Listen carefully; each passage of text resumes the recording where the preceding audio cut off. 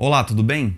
Seja bem-vindo a mais um dia desse projeto cujo objetivo é levar até você a palavra de Deus nesses dias de crise, nesses dias nos quais nós lutamos juntos contra o novo coronavírus. Ao longo dessa semana nós estamos recorrendo à metáfora do deserto para nos ajudar a captar o sentido dessa experiência existencial que nós estamos tendo coletivamente, não apenas com a pandemia, mas também com o período de isolamento, o período em que nós estamos recolhidos, muitos de nós, das nossas atividades, dos nossos afazeres. Como nós viemos conversando nos dias anteriores, o deserto, nas Escrituras, evoca esse lugar de grande provação, de teste, evoca esse cenário de dificuldade, de oposição. Também evoca um lugar no qual Deus nos abastece, nos provisiona de maneira sobrenatural, revela a sua presença, revela o seu cuidado, revela o seu amor. Nos 2 primeiros dias, nós conversamos sobre 2 virtudes essenciais para os tempos de crise. A primeira foi prudência e a segunda foi perseverança. Hoje nós vamos falar um pouquinho sobre mais uma virtude para os tempos de crise. E essa virtude, ela, embora tenha sido levada em alta estima, em alta conta por muitas gerações de homens e mulheres piedosos que viveram antes de nós, essa é uma virtude praticamente desconhecida, praticamente aposentada pela nossa geração. E essa virtude é o contentamento. Eu gostaria de ler com você o Salmo 131, um salmo de peregrinação, um salmo de romagem, que diz assim: Senhor, o meu coração não é orgulhoso e os meus olhos não são arrogantes. Não me envolvo com coisas grandiosas, nem maravilhosas demais para mim.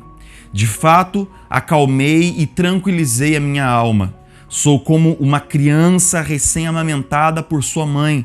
A minha alma é como essa criança. Põe a sua esperança no Senhor, ó Israel, desde agora e para sempre. Nesse salmo, que é atribuído a Davi, a gente vê algumas expressões muito interessantes. Então ele começa fazendo algumas afirmações muito importantes para nós nisso tudo que nós temos vivido. Em primeiro lugar, ele diz assim: Senhor, o meu coração não é orgulhoso e os meus olhos não são arrogantes. Davi usa uma forma negativa de afirmar o seu comprometimento com uma postura mais simples e mais humilde de vida. Ele diz que o coração dele não é orgulhoso, ou seja, dentro do seu coração não há aquela altivez, aquele desejo por grande status, por grandes coisas, e ao mesmo tempo ele diz que os olhos dele não são arrogantes. Dizer que os olhos não são arrogantes equivale a dizer que a maneira como ele vê a vida, a maneira como ele enxerga as coisas é uma maneira simples, é uma maneira recatada, é uma maneira humilde. Não me envolvo com coisas grandiosas nem maravilhosas demais para mim. Ou seja, como uma consequência desse coração humilde e dessa visão simples da vida, Davi não está à procura de coisas grandiosas, ele não está à procura de coisas maravilhosas, ele não está à procura de glamour, de status, de fama ou de alcançar os quinhões mais altos do sucesso. Ele diz que ao invés disso, ao invés dele estar procurando por grandes coisas, ao invés da sua alma estar à procura, em busca de grandes realizações, ele diz assim no versículo 2: Eu acalmei e tranquilizei a minha alma. Ela é para mim como uma criança que se aninhou, se aquietou nos braços de sua mãe. É interessante que a gente vê que o Salmo começa com uma declaração do que Davi não quer ser, do que ele não é.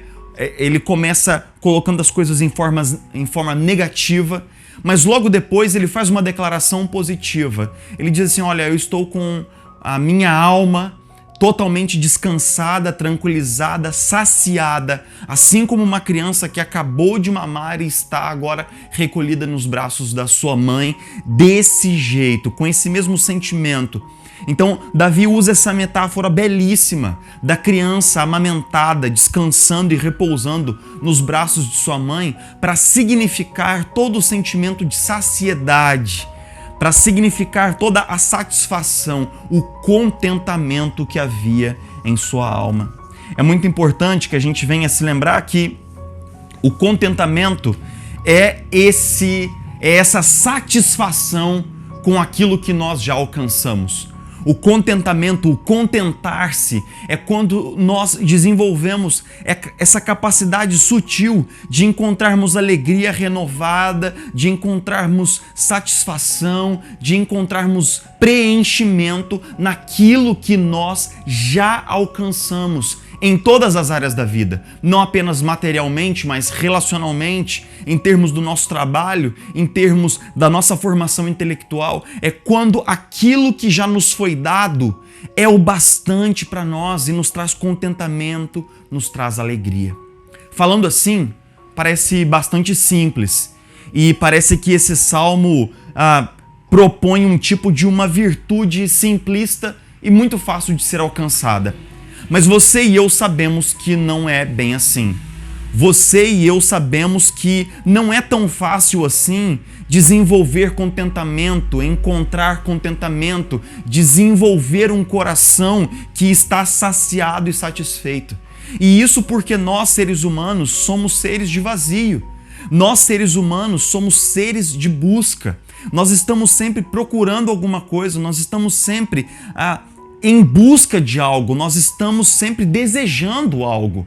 Então é muito comum que esse sentimento de vazio, esse desejo, nos mova a realizar coisas, a alcançar realizações, nos leve a desejar o crescimento, nos leve a desejar avançar, conquistar, realizar e crescer. Se você pensar bem, nós somos movidos pelo fato de que muitas vezes nos sentimos descontentes com alguma coisa. Às vezes a gente se sente descontente com o lugar que nós alcançamos no trabalho e isso nos leva a uma nova busca, a mais estudo, mais preparação para que a gente possa continuar crescendo na carreira. Às vezes nós sentimos descontentes com aquilo que nós já alcançamos em termos materiais e por isso nós trabalhamos mais, nós economizamos, nós nos esforçamos para chegarmos aonde nós desejamos chegar. Então, de certa maneira, o descontentamento não é necessariamente ruim. Nós sentirmos esse desejo de avançar não é algo necessariamente pecaminoso, maligno ou ruim. Na verdade, Deus usa esse sentimento de descontentamento em algumas áreas da nossa vida para que nós possamos nos erguer e nos tornarmos pessoas melhores, para que nós possamos continuar perseguindo o nosso crescimento como pessoa, como indivíduo, como cristão, o nosso aprofundamento na presença de Deus. Então, de alguma forma, Deus usa o descontentamento para nos levar adiante, para nos levar além. O problema é que o descontentamento é o único estilo de vida conhecido pela nossa geração.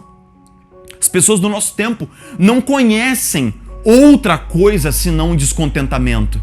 Então, por mais que elas alcancem, por mais que elas realizem, por mais que elas possam alcançar aquilo que elas se propuseram a alcançar, elas não conseguem mudar o olhar, mudar a perspectiva, para que esse descontentamento agora possa dar lugar a um sentimento de contentamento. Uma vez que nós nos tornamos presas fáceis do descontentamento, então a busca por mais, a busca pelo melhor, a busca incessante torna-se algo como um vício que nos lacera a alma. Uma vez que nada do que nós alcançamos parece trazer contentamento definitivo para a nossa vida. Mas isso porque as Escrituras nos ensinam que o contentamento ele é fruto de um exercício intencional.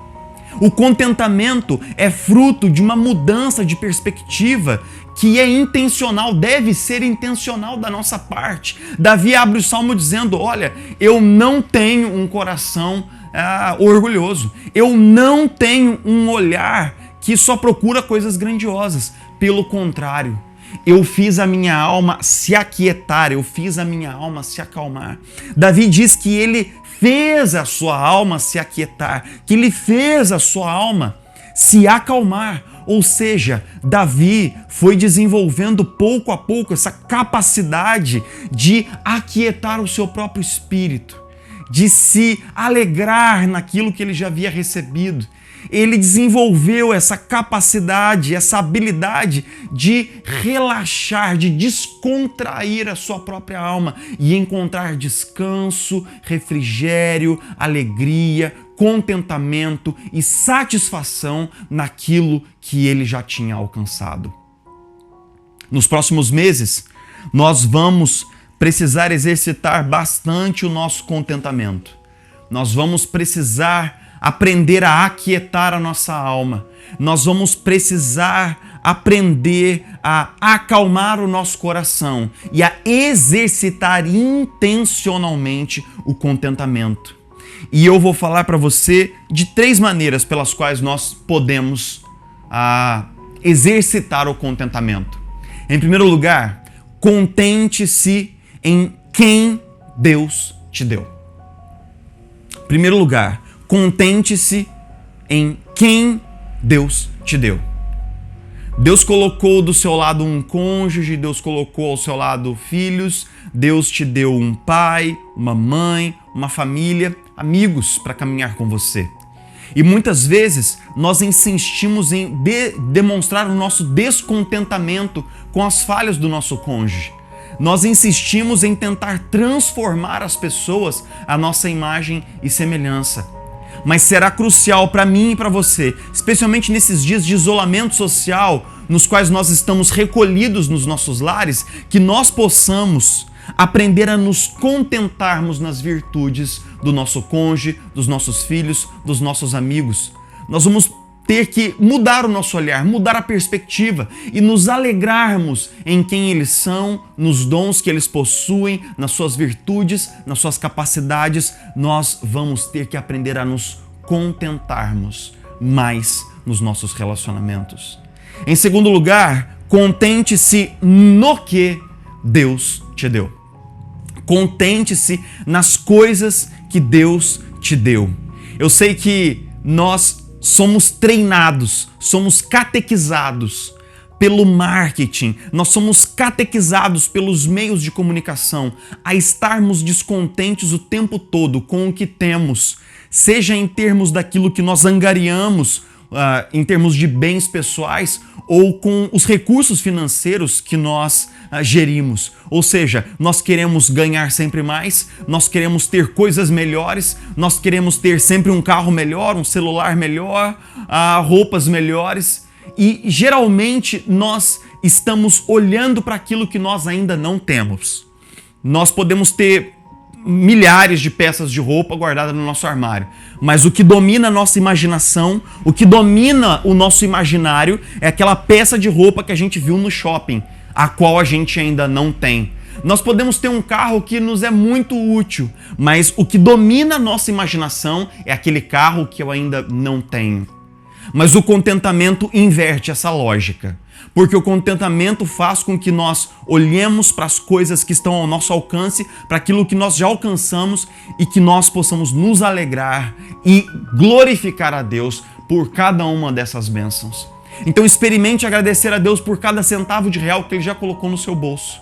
Experimente agradecer a Deus pelo teto que há sobre a sua cabeça. Experimente agradecer a Deus por cada grão de mantimento que há na sua despensa. Experimente agradecer a Deus pelo automóvel que Ele já te deu. Experimente agradecer a Deus pela saúde.